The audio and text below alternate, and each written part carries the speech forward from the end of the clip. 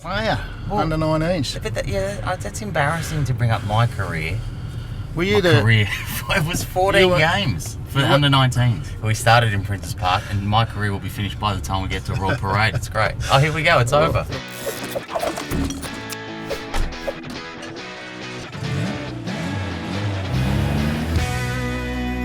They're a great club.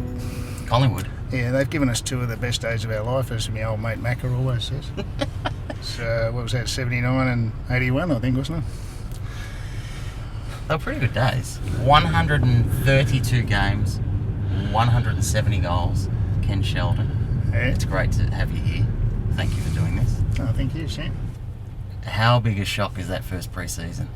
Senior pre-season at Carlton. To come down and run out on the training track alongside the Barry Armstrongs, Trevor Keoghs, Jeff Southby's, David Mackay's, Rod Ashman's, Rod Ostens, Alex Jezelenko's, Peter Jones. Like, you know, you run past Perth, but that was okay. That was expected. But, yeah, it was an intimidating experience. It was 1976, actually. I was 16, invited down on 4 permit games.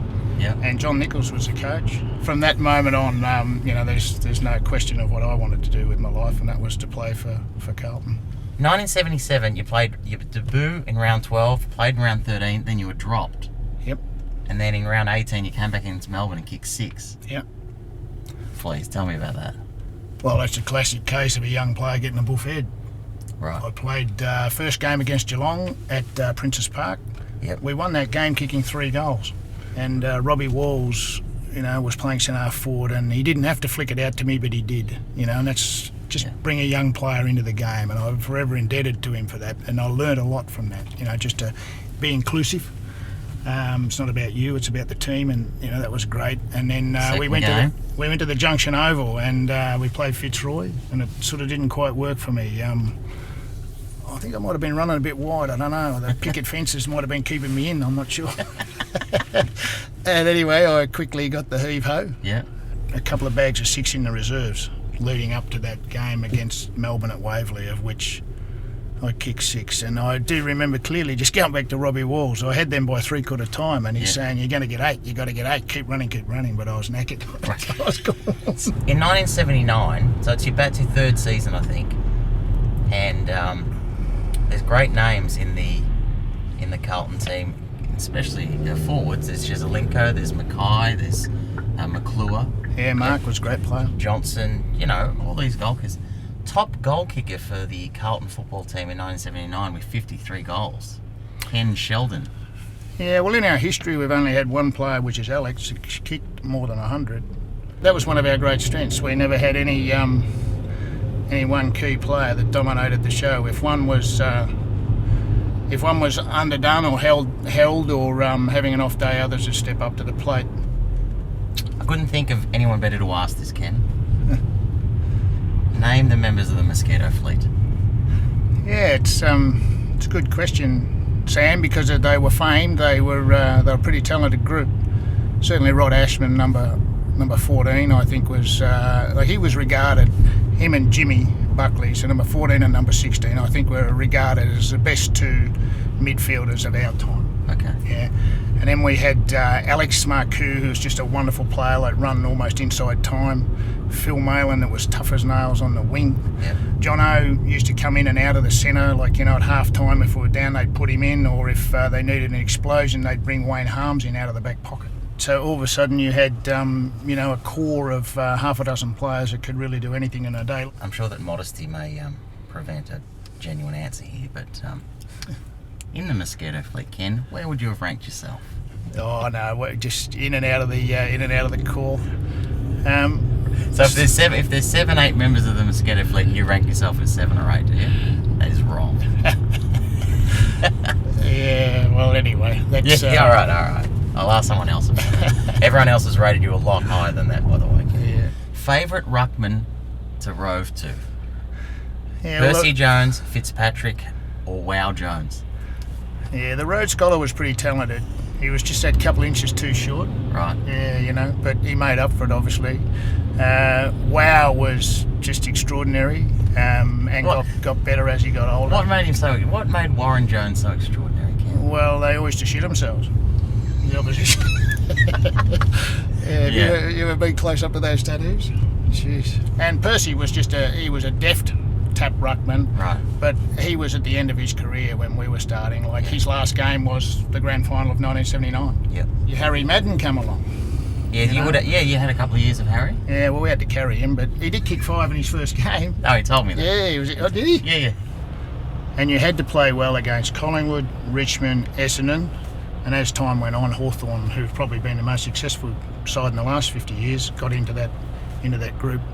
The rest you just had to do enough to stay on the side, really, but they really wanted big performances out of you against those 3-4 clubs. Yeah. At Princess Park and particularly at the MCG in the finals. That was it. That was the mantra of Carlton as I was inducted to it and understood it, and that's what I tried to deliver. What happened at the end of '86 again? It just you the and club... Wolsey all right? Get along all right? Oh, no. Rob was a wonderful coach. It's not his fault. It's my fault more than anything. He's just bloody 26 and know it all. So that happens. Was there a clash of personalities? more my fault than anything else. So that's okay. And plus Robbie wanted to 26. You left to Carlton at 26. Yeah. I made a couple of errors there, Sam. I reckon on reflection, but that's okay. You learn from those things. Should point out that we are currently stuck in traffic at 10 minutes to 10 on a Wednesday morning. Harms fires at the goal, but he's off target. It's rolling towards the boundary line, and Harms almost makes ground. Taps it back to Sheldon. It's a goal. Yeah, it's a magic. Sorry, moment. It just makes me so happy. Yeah. Peter Landy, that's a good call. Yeah. In those days, to win flags, you've got to have great belief in not only your own ability, but also that of your teammates. And that's the way I explain that quite often. Like, Wayne knew he'd made an error, but he also knew, and I knew, that he could make up for it. So he's just chased his own ball down before it hit the boundary line for Collingwood supporters, before it went over the boundary line, and pumped it back in. Now, for my part, I just had to keep running towards the goals because I was confident that Pig, as we called him, would get the ball back. And that's what happened. Like, I was 19, Sam. Coming into that first grand final, I was absolutely buggered before I ran out there. Yeah.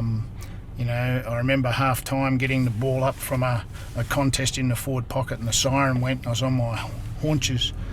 And I was wondering how I was ever even going to get back to the change rooms for half time, let alone come back out and finish the game.